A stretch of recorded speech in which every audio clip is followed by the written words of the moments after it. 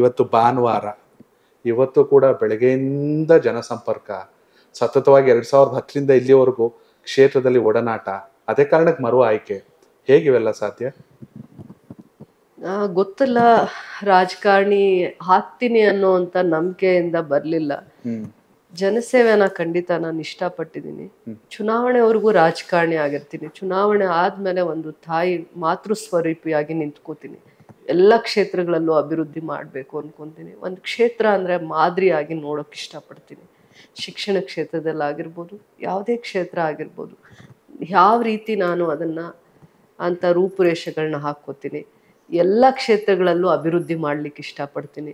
ಅದಕ್ಕೆ ಏನೇನು ಪ್ರಯತ್ನ ಮಾಡಬೇಕು ಅನ್ನೋದಕ್ಕೆ ಸಂಕಲ್ಪ ಮಾಡ್ತೀನಿ. ಅದರ ಹಿಂದೆ ನಾನು ಬೀಳ್ತೀನಿ.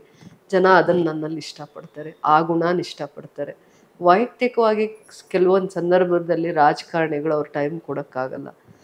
ನಮ್ಮನ್ನು ಗೆಲ್ಸಿರೋ ಅಂಥವ್ರು, ನಮ್ಮನ್ನು ನಂಬ್ಕೊಂಡಿರೋವಂಥವ್ರು, ಕ್ಷೇತ್ರದಲ್ಲಿ ಏನೋ ಒಂದು ಸಮಸ್ಯೆ ಬರುತ್ತೆ, ಅಂಥ ಸಮಸ್ಯೆಗೆ ಆ ಕ್ಷಣಕ್ಕೆ ನಾವು ಸ್ಪಂದಿಸ್ಬೇಕಾಗುತ್ತೆ.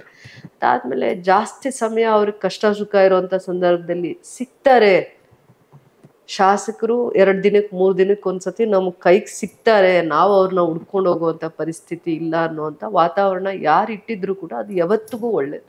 ಚುನಾವಣೆ ಸಂದರ್ಭಕ್ಕಿಂತ ಪ್ರತಿಯೊಂದು ಸಂದರ್ಭದಲ್ಲಿ ಜನರ ಜೊತೆ ನಮ್ಗೆ ಆ ಒಡನಾಟ, ಈ ಕೆಲಸಗಳ ಮಧ್ಯದಲ್ಲಿ ಒಡನಾಟ ತುಂಬಾ ಮುಖ್ಯ.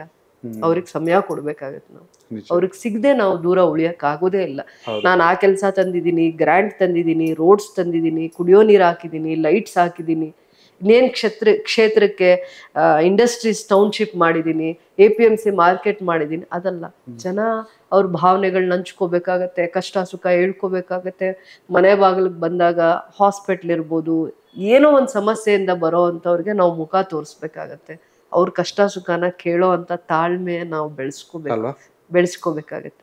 2 ದಿನ 3 ದಿನಕ್ಕೆ ಒಂದ್ಸತಿ ಆದ್ರೂ ಅವ್ರಿಗೆ ಅಂತ ಒಂದು ಸಮಯ ಕೊಟ್ಬಿಡ್ಬೇಕಾಗತ್ತೆ. ಅದು ಒಂದು ಆರೋಗ್ಯಕರ ವಾತಾವರಣ ಅಂತ ನನ್ಗನ್ಸುತ್ತೆ. ಕನೆಕ್ಟ್ ಕರ್ನಾಟಕ, ಇದು ನಿಮ್ಮ ನೆಟ್ವರ್ಕ್.